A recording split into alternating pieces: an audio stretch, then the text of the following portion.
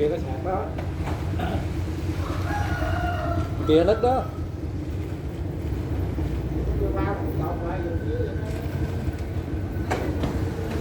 Ôi chị nhà nước làm được không biết đâu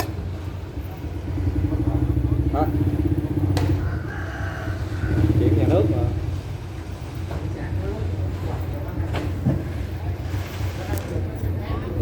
Quăng lan can luôn đó. Rồi bé gì bây giờ đụng chỉ đóng từ thêm chứ đụng mà né thấm thế gì, đóng chịch ra ngoài luôn á. Cây phải bự, cây gì đụng miệng nhỏ xíu, đóng đủ đóng cây cả bự rồi này, chịch này nè, chọi xéo vô cái nó thả đó đụng mẹ như muối bỏ biển này.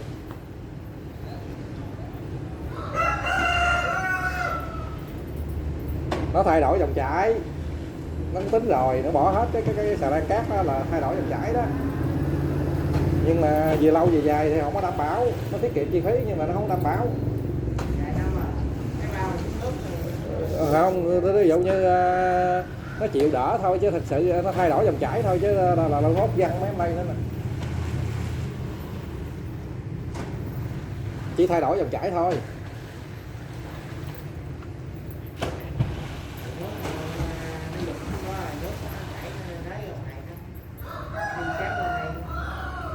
Ừ.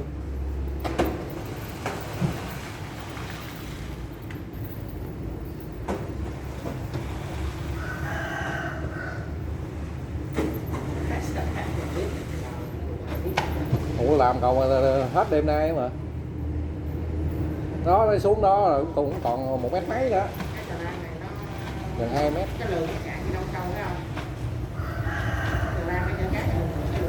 này có mấy 7 mét 8 à, mấy nhiêu? Qua bên kia coi cái ấy đó.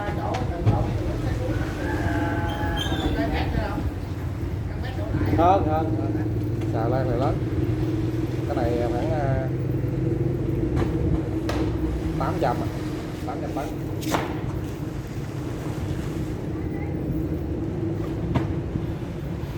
Tấn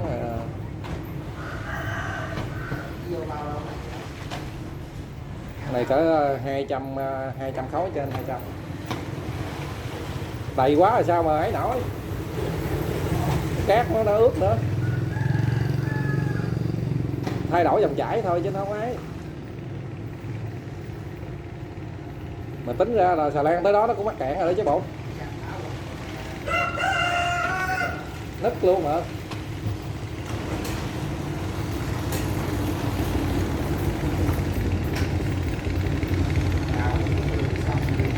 Ủa cái này xả đụng này có lý à. Xe bề kè đó. Bề kè đang nứt đó. Bề kè ra ngoài luôn hả? Đó, giờ cái lan can là mới là nó kẹt hơi bị. Có làm cái chỗ đó, chỗ khác luôn á. Thay đổi dòng chảy. Thay đổi dòng chảy á. Lắm cái gió gió kẹt rồi, nước dòng nước nó đẩy qua đây mà.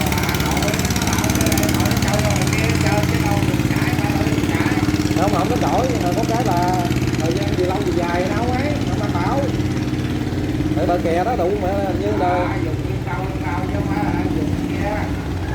nó vô bao cái dục á, nó rẻ chi phí thôi. Quá đẹp được 100.000 thôi.